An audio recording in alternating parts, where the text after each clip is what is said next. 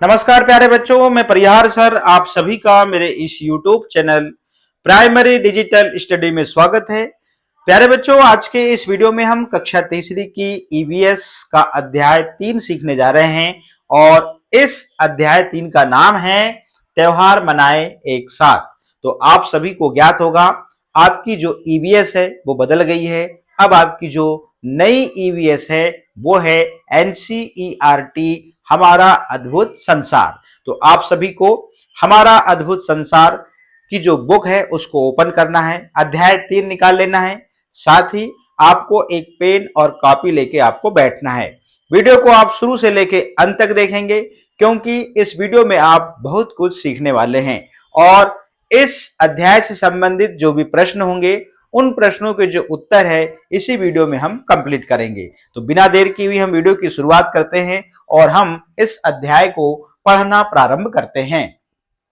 अध्याय 3 है त्योहार मनाए एक साथ। तो इस पाठ में हम त्योहार के बारे में जानेंगे। आइए, यहां लिखा है फूलों का त्योहार। तो आप यहां पर देख रहे हैं ऊंची ऊंची पहाड़ियां हैं और इन पहाड़ियों से रास्ता गुजरता हुआ हमें यहां पर दिखाई दे रहा है और यहां पे देखिए ये बस भी यहां पे जा रही है।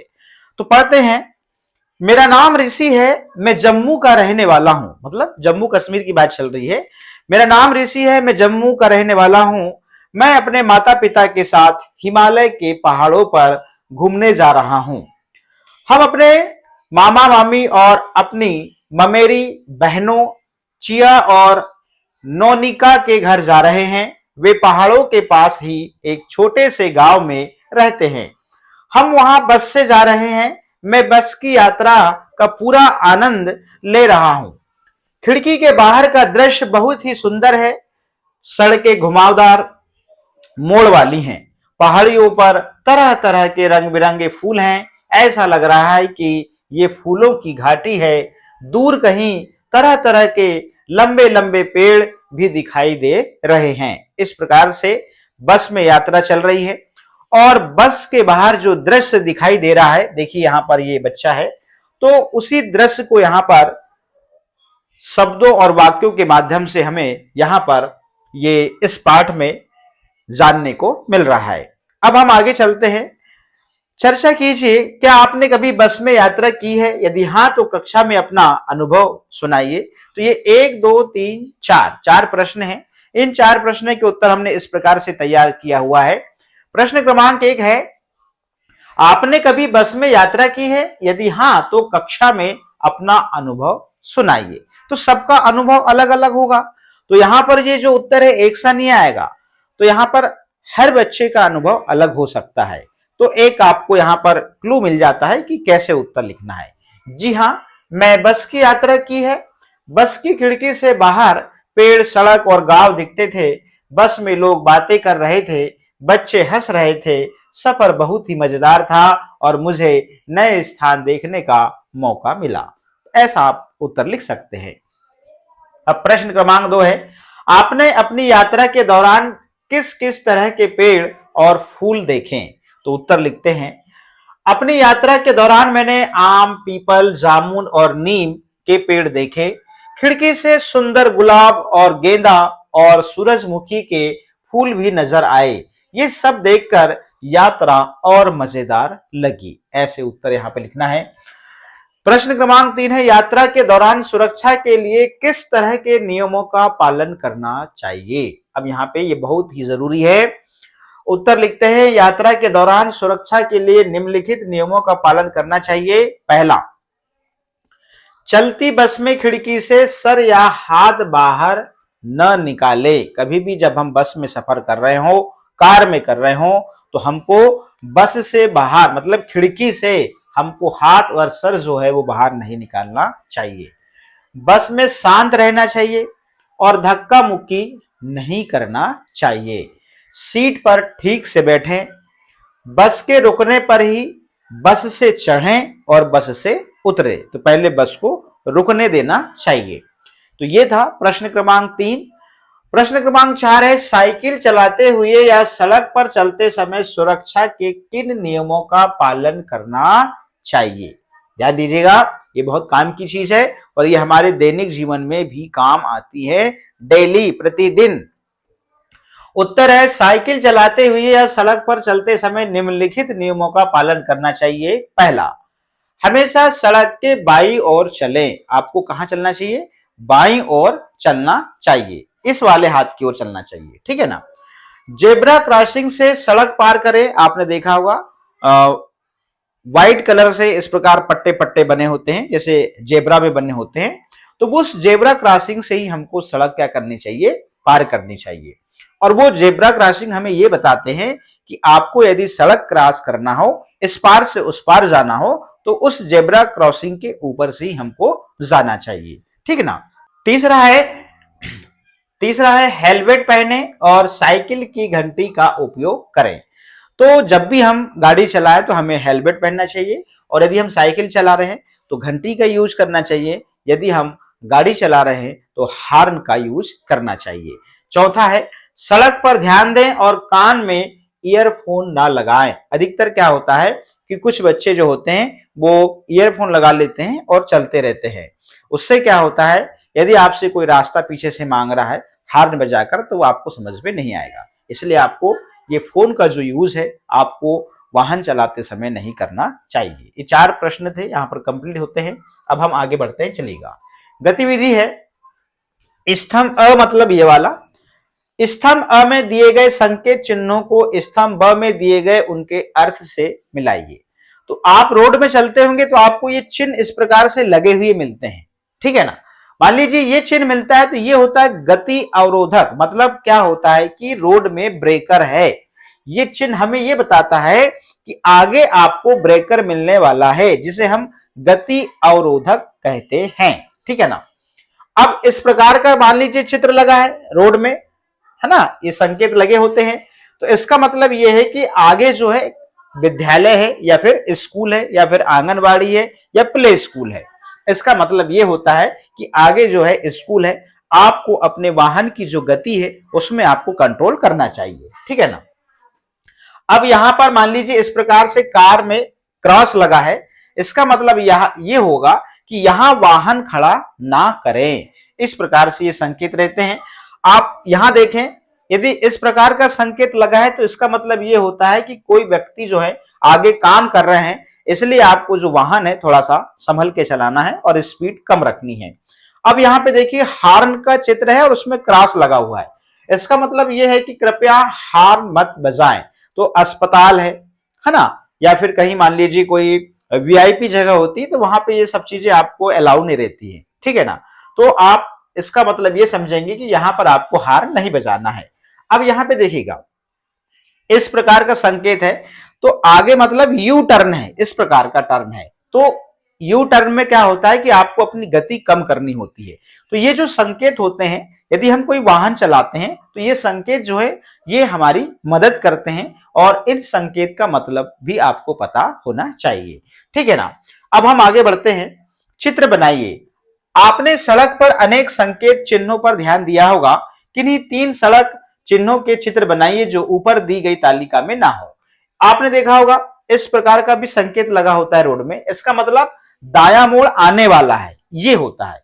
यदि मान लीजिए इधर हो ये वाला एरो तो बाया मोड़ आने वाला है, और ये गोल चक्कर, मतलब इस प्रकार से, मतलब गोल चक्कर का मतलब अगला जो आपका पड़ाव आने वाला है, रास्ता आने वाला है, यहां पे गोल चक्कर इस प्रकार से आने वाला है। ये संकेत हमें इस प्रकार से बताते हैं, और ये हमारी गति जो होती है तो हमको यहां पर कम करना होता है, ठीक है ना। तो अब हम आगे बढ़ते हैं, चलेगा। अब यहां पे देख रहे हैं आप, कुछ देर बाद हम माया और मामी के गांव के समीप वाले बस स्टॉप पर पहुंच गए। हम बस से नीचे उतरे। मामा जी हमें लेने आए हुए थे। पहले तो हम चौड़ी पक्की सड़क पर चले, फिर हमने मामा के घर तक जाने वाली सकरी कच्ची सड़क पकड़ी। मतलब अब मेन रोड से बस से आए, अब मेन रोड से मामा का घर जाना है, तो वह बता रहा है यहाँ पे कहानी में कि सकरी मतलब कम चौड़ी, और कच्ची मतलब पक्की नहीं, मतलब जिसमें मुरम वगैरह होगा उसको बोलते हैं कच्ची सड़क। जैसे ही हम उनके घर के अंदर गए, मेरी नजर उनके बगीचे में लगे रंग बिरंगे फूलों पर पड़ी। मैं उनमें से कुछ फूलों को पहचानता था, जैसे गुलाब, गेंदा और गुड़हल। जो भी हो, मैं इन फूलों की सुंदरता से चकित था। मैंने पहले भी बहुत से फूल देखे थे, पर ऐसे सुंदर फूल कभी नहीं देखे थे। क्या आप मुझे इन फूलों के नाम बता सकती हैं? मैंने नोनिका से पूछा। ये देखें, ये रहा वो बगीचा, ठीक है ना। इससे संबंधित अभी ऊपर चर्चा हुई, अब हम आगे बढ़ते चलेगा। नोनिका ने एक फूल की ओर संकेत करते हुए कहा, यह ट्यूलिप है। देख रहे हैं आप, इस प्रकार से मामी ने बच्चों को भोजन के लिए घर के भीतर बुलाया और सभी ने गर्म चावल के साथ कश्मीरी व्यंजन, कश्मीरी जो व्यंजन होता है उसमें जो मुख्य उसका जो नाम है वो है हाक, मतलब ये एक प्रकार की पत्तेदार सब्जी है, ठीक है ना, इसको कहते हैं हाक, ठीक है ना। वास्तव में यह बहुत ही स्वादिष्ट था। क्या तुम्हें पता है कि इन दिनों हमारे यहाँ ट्यूलिप का त्योहार होता है? नोनिका ने भोजन करते हुए पूछा। हमारे यहाँ भी बसंत ऋतु में बहुत ही लुभावने लाल रंग के फूल खिलते हैं, ठीक है ना। अब जब बसंत ऋतु आती है तो हमारे यहाँ भी देखना लाल वाले जो फूल है हमारे खेतों में बहुत सारे खिलते हैं, तो इन्हें बुरांस के फूल कहते हैं। मैंने चिया और नोनिका को बताया कि हमारे यहाँ बसंत के त्योहार को बहुत ही खुशी और उल्लास के साथ मनाया जाता है। मैंने उन्हें बताया कि इस त्योहार में मैं और मेरे मित्र अपने आस पड़ोस के हर घर के द्वार पर सरसों और बुरांस के फूल सजाते हैं। हमारे इस काम के लिए हमारे बड़े हमें आशीर्वाद देते हैं, हमें टॉफियां और मिठाई भी मिलती हैं। इस प्रकार से यहाँ पर जो है त्योहार के बारे में चर्चा हो रही है और उस त्योहार में क्या विशेषता रहती है हमारे प्रकृति में, उससे संबंधित चर्चा हो रही है। चिया ने बहुत ही उत्साह के साथ बताया, पता है मेरा मित्र वेंकट भी इस मौसम में विशु का त्योहार मनाता है। उसमें अमलतास के बहुत सारे पीले फूलों, सब्जियों, फलों का उपयोग करके विशुकनी बनाते हैं। तो ये डिश है, ठीक है ना। इस बातचीत में मामी जी भी शामिल हो गई और उन्होंने बताया बसंत प्रकृति का उत्सव है। तो बसंत ऋतु जब आती है ना तो प्रकृति में आपको बहुत परिवर्तन देखने को मिलता है। तो भीषण ठंड के बाद जब सूर्य अपने पूरे तेज के साथ चमकता है तो चारों तरफ फूल खिल जाते हैं। ठंड से दुबकी हुई घास बढ़ने लगती है और पेड़ों पर नए पत्ते आने लगते हैं। मैंने मामी, चिया और नोनिका से कहा, जब मैं अपने चारों ओर बिखरे ये तरह तरह के रंग बिरंगे सुंदर फूल देखता हूं तो मेरा मन खुश हो जाता है। कुछ दिनों बाद हम घर वापस आ गए। यह मेरी परिवार के साथ बिताई यादगार छुट्टियां थी। इस प्रकार से अब हम आगे बढ़ते हैं, चलिएगा। अब यहाँ पे देखिएगा एक चीज बताई गई है, विशुकनी। विशुकनी जो है वो केरल में नव वर्ष के प्रथम दिन को मनाया जाने वाला एक शुभ रिवाज है, ठीक है ना। कब? केरल में नव वर्ष के प्रथम दिन को, जैसे हम न्यू ईयर मनाते हैं, तो एक शुभ रिवाज है। ऐसा माना जाता है कि सूर्योदय के समय शुभ वस्तुओं को देखने से आने वाला वर्ष खुशहाल तथा लाभकारी होता है। तो ये रहा विशुकनी जो फेस्टिवल है वो केरल का है और नव वर्ष के प्रथम दिन को मनाया जाता है। तो ये आपको याद रखना है, ठीक है ना।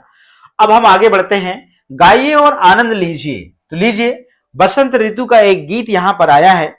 तो फूल फूल पर झूल झूल कर भौरे गाते हैं गाना, डाल डाल पर पात पात पर कोयल का स्वर मस्ताना, महक महक कर चहक चहक कर हवा यहां इठलाती है, तन खुश होता मन खुश होता जब बसंत ऋतु आती है। तो इस कविता को सोहन लाल द्विवेदी जी ने लिखा है। मैं एक बार और गाता हूं, मुझे भी बहुत अच्छी लग रही है। फूल फूल पर झूल झूल कर भौरे गाते गाना, डाल डाल पर पात पात पर कोयल का स्वर मस्ताना, महक महक कर चहक चहक कर हवा यहां इठलाती है, तन खुश होता मन खुश होता जब बसंत ऋतु आती है। इस प्रकार से इस कविता को गाना है। सही में बहुत अच्छी कविता है ये। अब यहाँ पे ये पहला प्रश्न है, इस पहले प्रश्न को हम बाद में लिखा हुआ है, ये दूसरे नंबर के प्रश्न को हम समझते हैं। इन त्योहारों के दौरान तैयार किए जाने वाले विशेष व्यंजनों की सूची बनाइए। तो हमारे यहां जब जब त्योहार आते हैं तो हर त्योहार में अलग अलग पकवान बनाए जाते हैं। तो देख लेते हैं, तो बसंत ऋतु में कौन से त्योहार आते हैं भैया? बसंत पंचमी आती है और होली आती है। तो होली तो आप जानते हैं हमारा बहुत फेवरेट जो है ये त्योहार होता है, और इस त्योहार में गुजिया और दही बड़े बनाए जाते हैं। तो गुजिया होली के लिए फेमस है। अब यहाँ पे ग्रीष्म ऋतु में क्या होता है जी? गंगा दशहरा। आप यहां पर देख रहे हैं ग्रीष्म ऋतु में एक जो गंगा दशहरा जो त्योहार है, और इस त्योहार में जो है मीठी पूड़ी और लड्डू बनाए जाते हैं, ठीक है ना। वर्षा ऋतु में हरियाली अमावस्या मनाई जाती है और रक्षाबंधन मनाया जाता है, ठीक है ना। तो रक्षाबंधन में क्या होता है? कचौड़ी, पकौड़ी और घेवर, इस प्रकार के जो पकवान है वो बनाए जाते हैं। शरद ऋतु में क्या होता है? शरद ऋतु में दुर्गा पूजा आती है और दिवाली आती है। तो दुर्गा पूजा और दिवाली में क्या होता है? साबूदाने की जो खिचड़ी है वो दुर्गा पूजा में बनती है, और दिवाली में बहुत सारी मिठाइयां और पकवान बनते हैं, जैसे मठरी, चकली और शकरपात इत्यादि, ठीक है ना। अब हम अगले प्रश्न की ओर आगे बढ़ते हैं। तो प्रश्न क्रमांक 1 जो बच गया था उसका उत्तर हमने यहाँ पे कंप्लीट करने जा रहे हैं, चलिएगा। नीचे दी गई तालिका में लिखी ऋतुओं के अनुसार अपने क्षेत्र में मनाए जाने वाले त्योहारों के नाम का पता लगाइए। इस कार्य के लिए आप अपने परिवार के बड़ों की सहायता भी ले सकते हैं। परिवार के बड़ों की सहायता से विभिन्न ऋतु के अनुसार मध्य प्रदेश में मनाए जाने वाले त्योहारों के नाम निम्नलिखित हैं। बसंत ऋतु में बसंत पंचमी और होली, जो भी हमने वहां पर तालिका में देखा, क्योंकि इसके पहले का प्रश्न है ये। ग्रीष्म ऋतु में गंगा दशहरा, वर्षा ऋतु में हरियाली अमावस्या और रक्षाबंधन, और चौथा है शरद ऋतु में दुर्गा पूजा जो नवरात्रि जिसे हम कहते हैं, और दीपावली, ठीक है ना। अब प्रश्न क्रमांक 3 जो है ये इसी के बाद में आने वाला है, तो इसका जो उत्तर है हमने यहाँ पे इंक्लूड किया हुआ है, चलेगा, क्योंकि वहां पे जगह कम पड़ रही थी। तो प्रश्न क्या कहता है? भिन्न भिन्न त्योहारों पर आप किस तरह की विशेष पोशाक पहनते हैं? जी हाँ, तो हर त्योहार में हमारी जो पोशाक है वो अलग रहती है। तो महिलाओं की अलग, पुरुष की अलग और बच्चों की भी अलग रहती है। देखते हैं, इसको आप अपने मन से लिख सकते हैं। भिन्न भिन्न त्योहार पर लोग खास पोशाक पहनते हैं। पोशाक मतलब कपड़े। जैसे बसंत पंचमी पर पीले वस्त्र, होली पर साधारण या पुराने वस्त्र, क्योंकि भैया होली में हमें रंग लगाते हैं लोग, तो कुछ लोग पुराने भी पहनते हैं, कुछ लोग साधारण कपड़े भी पहनते हैं। तो रक्षाबंधन पर सुंदर पोशाक, रक्षाबंधन का त्योहार भाई बहन का त्योहार होता है, तो यहां पर जो होते हैं सुंदर कपड़े पहने जाते हैं और नए कपड़े पहने जाते हैं।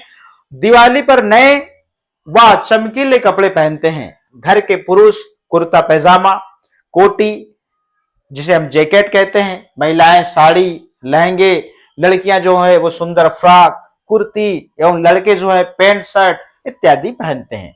तो ये था इस प्रश्न का उत्तर। अब हम आगे बढ़ते हैं, चलिएगा। नीचे दी गई तालिका में दिए गए व्यंजनों, भोज्य पदार्थ का उससे संबंधित त्योहार से मिलान कीजिए। देखिए साहब, ये रहा, यहाँ पे जो है त्योहार दिए गए हैं, और इधर त्योहार का यहाँ पे जो है ये त्योहार के नाम है, और यहाँ पे आप देख रहे हैं व्यंजन है। इसको ठेकुआ कहते हैं।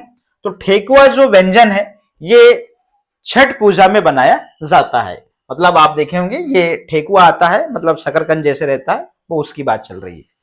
पीठा जो है, पीठा ये बिहू त्योहार में बनाया जाता है, और ये जो बनाया जाता है ये असम में बनाया जाता है।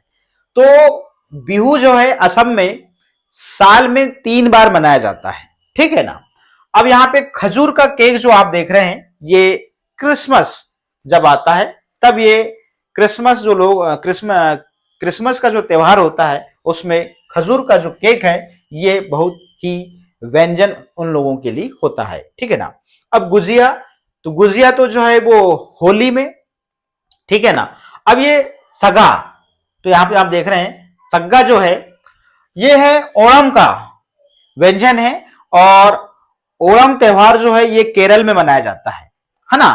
तो केरल में मनाया जाता है और ये जब भी कोई नई फसल आने वाली होती है उस समय मनाया जाता है, जिसे हम यहां पर सद्दा पढ़ रहे हैं ना।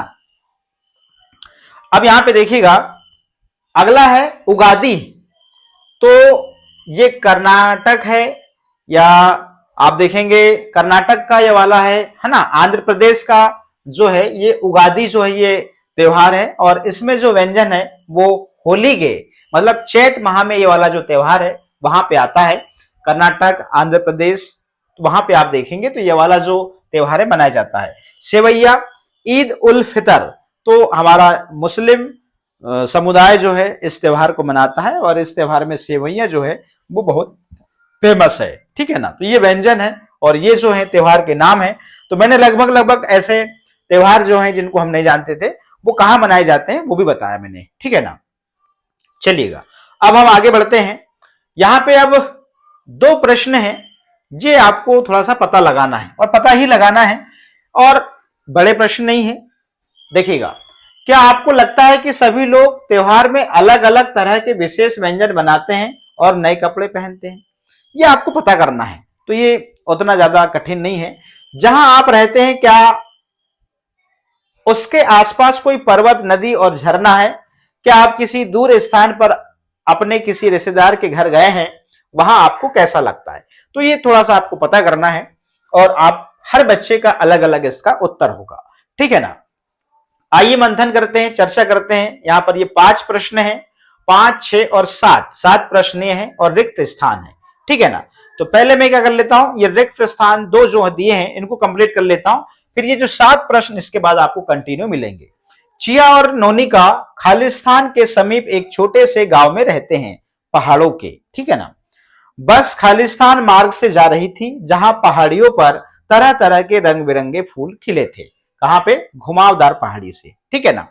अब जो 7 प्रश्न कंटिन्यू है उनको कंप्लीट करते हैं।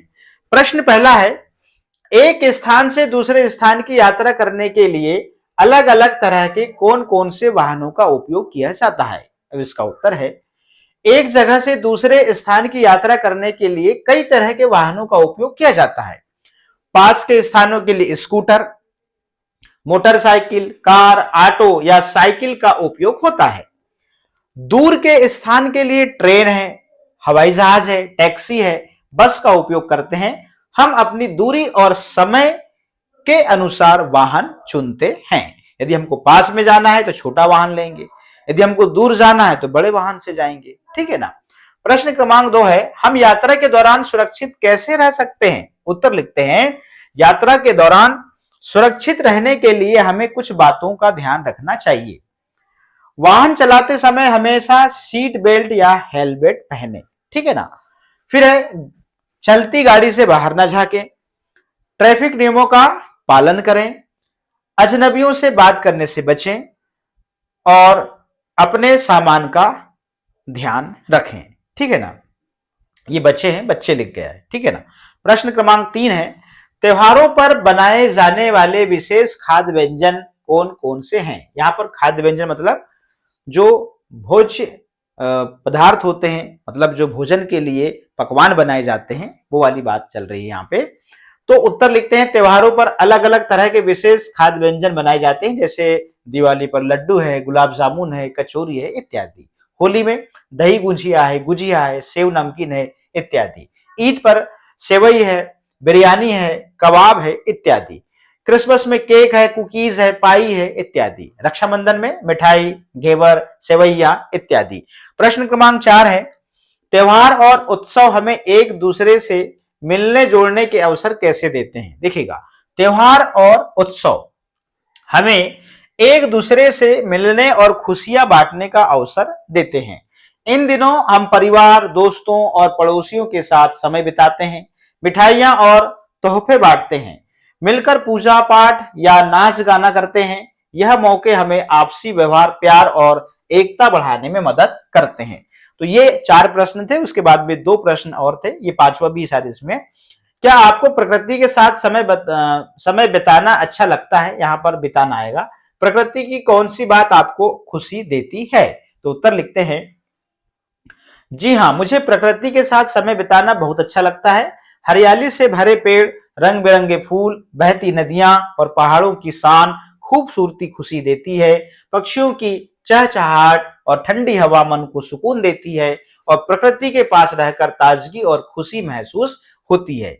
प्रश्न क्रमांक 1 और 2, 5 प्रश्न कंटिन्यू थे। उसके बाद 2 प्रश्न है, यहाँ पे देखिएगा, किन्हीं 2 रिश्तेदारों के नाम लिखिए जिनके पास आप हाल ही में मिलने गए थे। तो अभी अभी रक्षाबंधन हुई है, तो मामा के यहाँ तो जरूर गए होंगे आप लोग। तो मैं हाल ही में अपने मामा जी और चाचा जी के घर मिलने गया।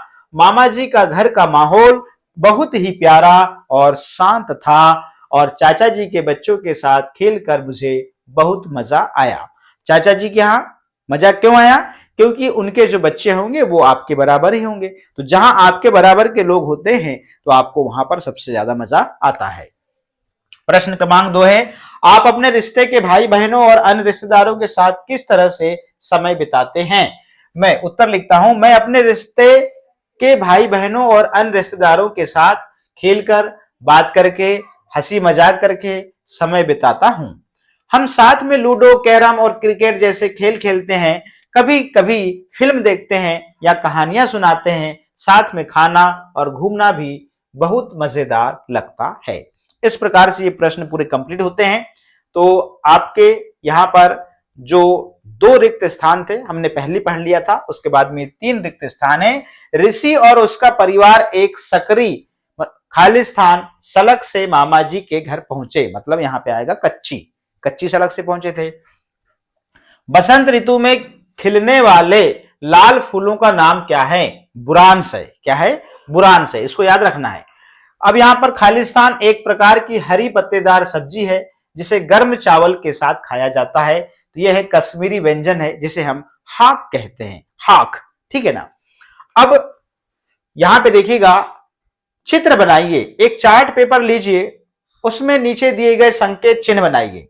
आप इन संकेत चिन्हों को बनाने के लिए किसी भी तरह के चित्र और अपनी रुचि के रंगों का प्रयोग कर सकते हैं। अपने संकेत चिन्ह के बारे में कक्षा में बताइए। तो विद्यालय का पुस्तकालय, तो ये चित्र ऐसे बनाना है, इसमें कलर आपको करना है। शौचालय का चित्र आपको ऐसे बनाना है। प्रार्थना सभा का आपको ऐसे बनाना है। पेयजल स्थान का आपको ऐसे बनाना है। खेल का मैदान ऐसे बनाना है। मेरी कक्षा ऐसे बनाना है और सीढ़ियां। तो ये संकेत हैं, ठीक है ना। तो इनको आपको कॉपी में बनाना है। अब यहां पे काम की बात सुनिएगा। क्या आप जानते हैं विश्व की सबसे विशाल पर्वतमाला भारत के उत्तरी क्षेत्र में स्थित है जिसे हिमालय कहते हैं, अर्थात बर्फ का घर। विश्व की सबसे ऊंची पर्वत चोटी माउंट एवरेस्ट है, हिमालय में स्थित है। यह हमारे पड़ोसी देश नेपाल में है और यह जो चोटी है 8,848 मीटर ऊंची है। इस प्रकार बॉक्स में जो चीजें लिखी रहती हैं इनको आपको लिखना है और इनको याद भी करना है क्योंकि ये आपके आगे काम आएंगी। देखिएगा, अब यहां पे विश्व की सबसे विशाल पर्वतमाला, ठीक है ना, भारत के उत्तरी क्षेत्र में स्थित है जिसे हम हिमालय कहते हैं और इसे बर्फ का घर कहते हैं क्योंकि हिमालय में आप जाएंगे तो वहां पर बर्फ ही बर्फ दिखता है, इसलिए यहां पर बर्फ का घर हिमालय को कहा गया है। फिर दूसरी चीज, विश्व की सबसे ऊंची पर्वत मतलब चोटी जिसे हम माउंट एवरेस्ट कहते हैं, यह भी हिमालय में स्थित है और यह हमारे पड़ोसी देश नेपाल में है और यह चोटी जो है 8,848 मीटर ऊंची है। अब सोच लीजिए 1 मीटर कितना होता है? इतना होता है, ठीक है ना। इसके आगे यहां ध्यान दीजिएगा। क्या आप जानते हैं सरहुल वसंत ऋतु का त्योहार है? सरहुल, तो सरहुल जो त्योहार है वो झारखंड में बसंत ऋतु में मनाया जाता है। लोग अपने रीति रिवाजों के अनुसार पारंपरिक पोशाक पहनते हैं, त्योहार में तो ऐसा होता ही है, ठीक है ना। और साल जिसे सखुआ के पेड़ तक जुलूस निकालते हैं। वे साल के फूल और ताजे अंकुरित अनाज लेकर जाते हैं। धरती और सूर्य को आदर व सम्मान के साथ में भेंट चढ़ाते हैं। वे ढोल, नगाड़े और दूसरे स्थानीय वाद्य यंत्रों को बजाते हैं, नाचते गाते हुए सरहुल मनाते हैं। तो ये कहाँ का त्योहार है? ये झारखंड का है। ये बसंत ऋतु में मनाया जाता है, जिसे हम सरहुल कहते हैं। और आप देख रहे हैं यहाँ पर किस प्रकार से जो वाद्य यंत्र हैं किस प्रकार से मनाते हैं, वो यहाँ पर चित्र के माध्यम से आपको बताया गया है। तो प्यारे बच्चों, आज के इस वीडियो में हमने हमारा अद्भुत संसार का अध्याय 3 हमने यहां पर कंप्लीट कर लिया है। और बीच में जो भी प्रश्न आए थे उनके जो उत्तर हैं वो भी हमने इस वीडियो में बताया है। यदि आपको उत्तर को लिखना है तो वीडियो को रोक के आप फेयर कॉपी बना सकते हैं। तो आज के इस वीडियो में इतना ही। फिर मिलेंगे हम न्यू वीडियो में नए अध्याय के साथ में। आप सभी का बहुत बहुत धन्यवाद।